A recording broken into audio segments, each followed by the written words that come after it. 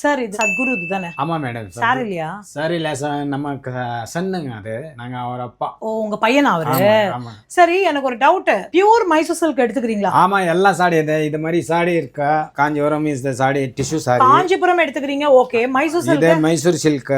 Mysore silk அந்த grams சொல்றாங்களே அந்த மாதிரி சாரி அது. இது இதுல பியூர் இருந்தா எடுத்துக்கிறீங்க. இது எப்படி டெஸ்ட் பண்ணுங்க? இதெல்லாம் பியூரு.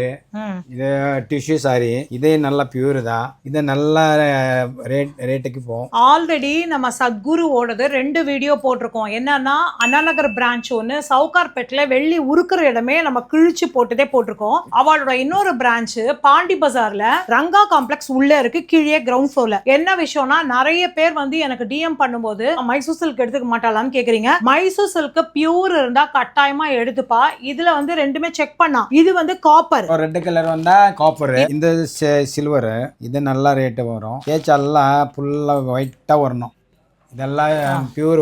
இது காப்பர் ஜரி இல்லாம வெள்ளி பட்டு இருந்ததுன்னா எந்த புடவையா இருந்தாலும், சின்ன பிட்டு துணி நம்ம குழந்தைகளுக்கு எல்லாம் யூஸ் பண்ற துணி இருந்தா கூட அதை நம்ம வேஸ்ட் பண்ண வேண்டாம். கல்யாண சீசன் ஆரம்பிக்கிறதுனால யாராவது வந்து பழைய பட்டு புடவையை நான் மாத்தணும்னா தாராளமா வந்து மாத்திக்கோங்க. இன்கேஸ் இல்ல நான் அதை உருக்கி வெள்ளியா கொண்டு போறேன்னா நீங்க சவுகார்பேட் நேரா போனீங்கன்னா அங்கேயே அழகா உங்க கண்ணெதிரியே உருக்கி அந்த வெள்ளி பாராவே நம்ம கையில கொடுத்துருவா. எனக்கு அந்த வெள்ளி பார் வேணாம், ஆனா நான் கிராம செக் பண்ணோம்னா அந்த வெள்ளி பார் போட்ட உடனே இவாகிட்டே அந்த பைசாவும் மாக்கின் போலாம். ரேட் வந்து ரொம்ப ரொம்ப சூப்பர் ரேட்டுக்கு எடுத்துக்கிறாரு. ஆல்ரெடி தெரியும் நம்ம சத்குரு பத்தி. வேணும்ன்றவா யூஸ் பண்ணிக்கோங்க. ஓவரால் பிரான்ச்சஸ் பாத்தீங்கன்னா பெங்களூர், பாண்டிச்சேரி, சென்னை 3 இடத்துலயுமே இருக்கு. தேங்க்யூ.